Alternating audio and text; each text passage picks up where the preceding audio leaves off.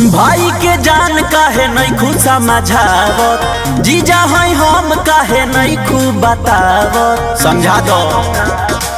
भाई के जान काहे नहीं खूब समझावत, जीजा है हम काहे नहीं खूब बतावत। दिले रही जवन तोरा के ऊ हथियार न रही, तोर भाई करे जरंगादार न रही, जदि रिश्ता में ऊ हमर सार न रही। तोर भाई करे जरंगादार न रही, जदि रिश्ता में ऊ हमर सार न रही। बुझले?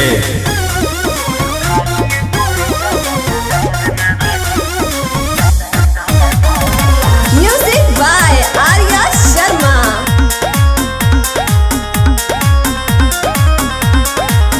हमारा दिमाग पाऊ